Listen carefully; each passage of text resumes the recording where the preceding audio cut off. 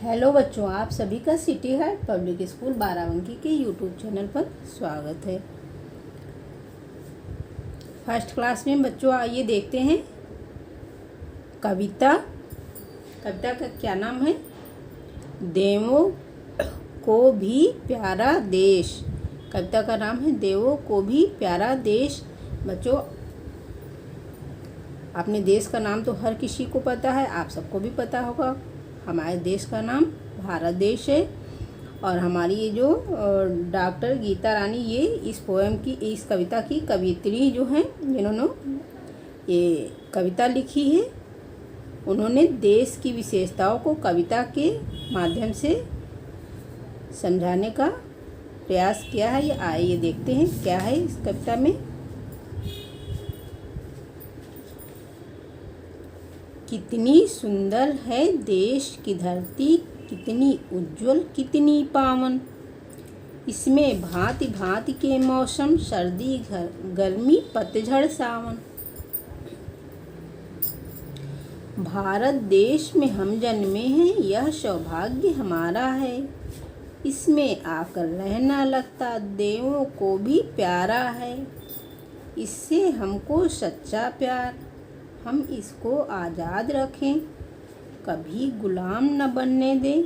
पहले यह कर्तव्य करें, तब यहाँ रहने का अधिकार। कितनी सुंदर है देश की धरती, कितनी उज्जवल कितनी पावन। बच्चों, हमारा भारत देश बहुत ही सुंदर है।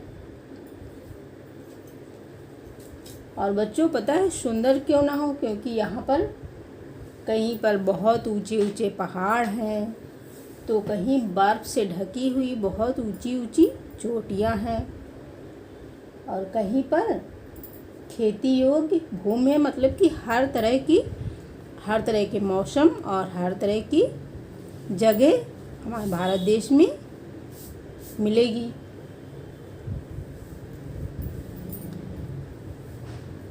इसमें भांति भांति के मौसम, हमारे भारत देश में कभी एक साल में कई तरह के मौसम आते हैं। कभी बहुत ज़्यादा गर्मी होती है, तो कभी बहुत ज़्यादा ठंडी होती है, कभी बारिश का मौसम आता है, और कभी पतझड़ का मौसम आता है, कभी बसंत ऋतु आती है।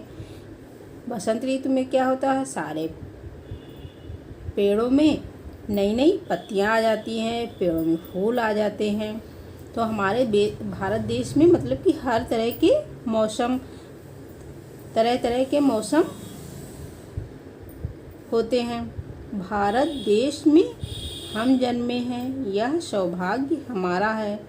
और बच्चों, हम लोग बहुत ही सौभाग्यशाली हैं, बहुत ही किस्मत वाले हैं जो हमने भारत देश में जन्म लिया है। इसमें आकर रहना लगता देवों को भी प्यारा है। हम इंसानों को छोड़ दो, भारत देश में देवी देवताओं को भी यहाँ आकर रहना बहुत अच्छा लगता है। हमारे जितने भी पूजनीय जिनको हम भगवान मानते हैं, जैसे भगवान राम हैं, भगवान कृष्ण हैं, और माँ सरस्वती हैं,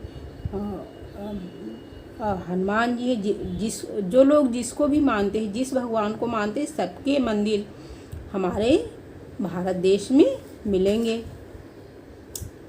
इससे हमको सच्चा प्यार, हम इसको आज़ाद रखें, कभी गुलाम न बनने दे। पहले यह कर्तव्य करें, तब यहाँ रहने का अधिकार।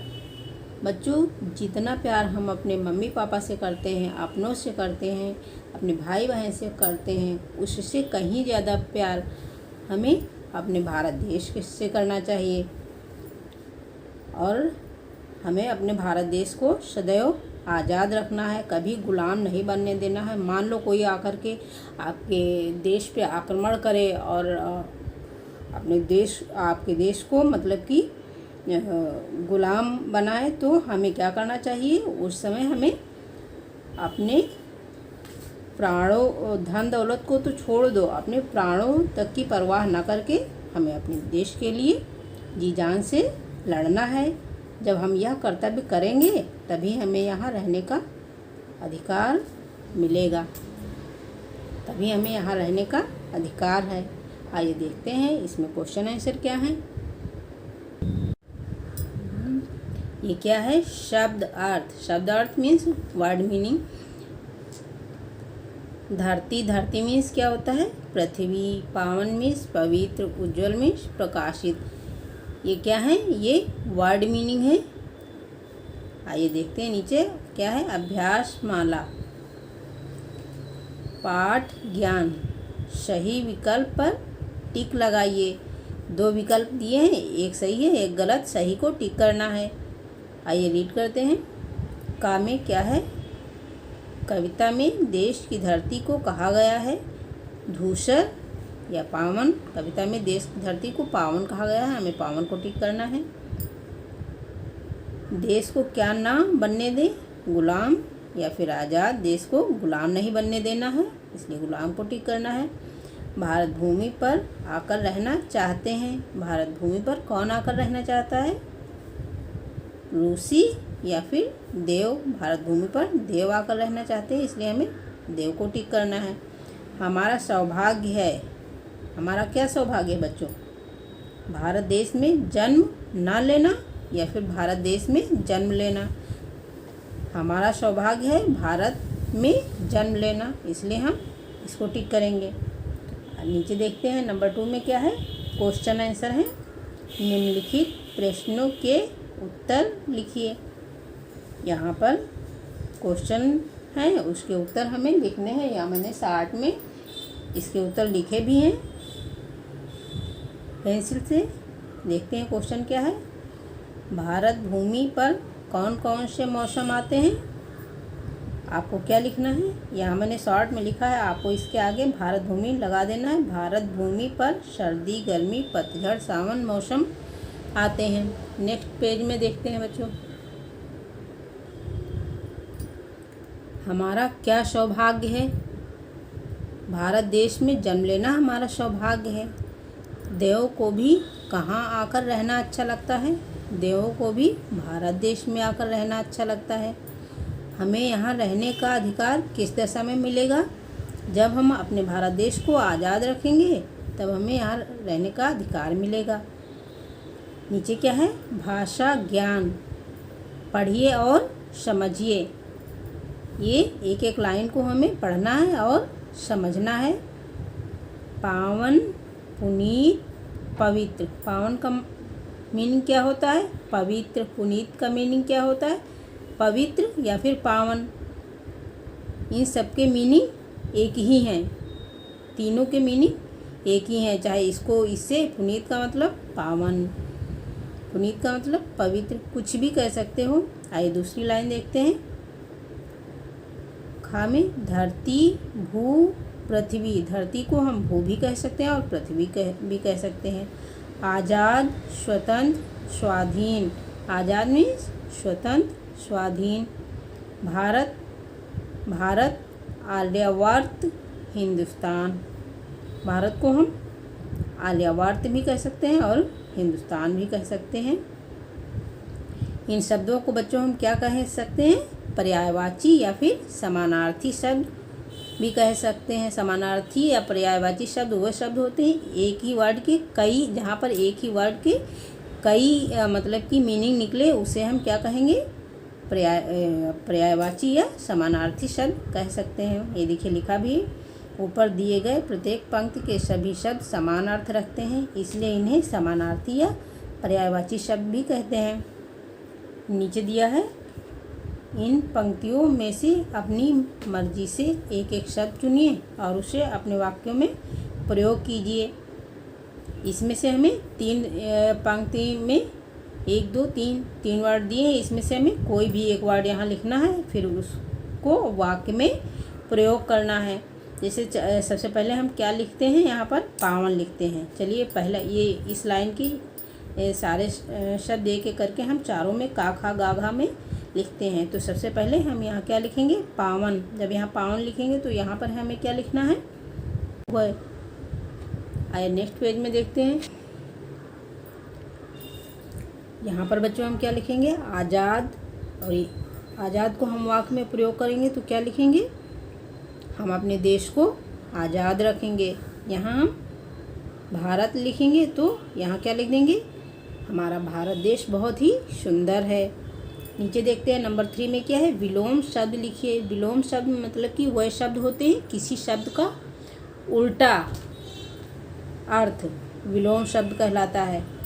आइए देखते हैं, जैसे आज़ाद का गुलाम, कर्तव्य अकर्तव्य, प्यार नफरत, क्रोध क्षमा, हिंसा अहिंसा, नया पुराना, कोई भी किसी चीज़ का उल्टा, जैसे काला सफ़ेद, आग पानी, किसी चीज़ का उल्टा क्या होता है, किसी भी शब्द का उल्टा अर्थ उसका विलोम कहलाता है।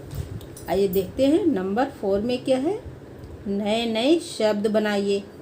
यहाँ पर क्या लिखा है, देश, फिर यहाँ क्या लिखा है, स्वदेश, विदेश, देशभक्त। मतलब कि ये जो देश लिखा हुआ है, ये देश शब्द यहाँ पर जो हम नए शब्द बनाएं उसमें सब में आना चाहिए। स्वदेश, ये देखिए यहाँ पर देश है, विदेश विदेश, देशभक्त देशभक्त। ऐसे ही यहाँ क्या लिखा है, प्रिय। अब एक लाइन में तो लिखा हुआ था, अभी बाकी इन 3 में हमें अपने आप से लिखना है। आइए ये देखिए, मैंने यहाँ पर पेंसिल से लिख दिया है, प्रिय प्यारा, प्रियजन प्रियतम, श्री श्रीमान, श्री राम, श्रीमती, बुद्धि बुद्धिमान, बुद्धिजीवी, बुद्धिहीन। आइए देखते हैं नीचे क्या है, क्रियात्मक कुशलता। देश प्रेम पर आधारित कोई अन्य कविता ढूंढ कर पढ़िए। खा में क्या है, इस कविता को याद कीजिए। गा में क्या है, क्या आप अपने देश को प्रेम करते हैं, यदि हाँ तो बताइए कि आप इसके लिए क्या करना चाहते हैं। ये क्या है बच्चों, ये क्रियात्मक कुशलता है। ये आप इस कविता को पढ़ करके मतलब कि आपको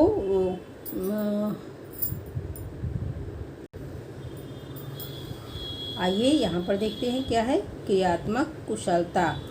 का में क्या लिखा है, देश प्रेम पर आधारित कोई अन्य कविता ढूंढ कर पढ़िए।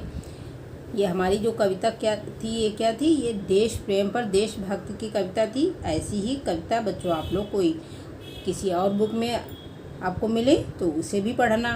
दूसरा क्या है, इस कविता को याद कीजिए। और बच्चों ये कविता हमें याद करनी है, बिना देखे कॉपी पर लिखना है।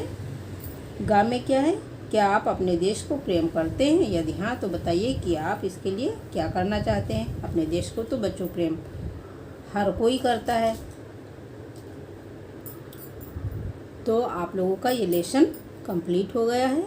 मिलते हैं आप लोगों से नेक्स्ट लेसन में और नेक्स्ट वीडियो में। तब तक के लिए बाय।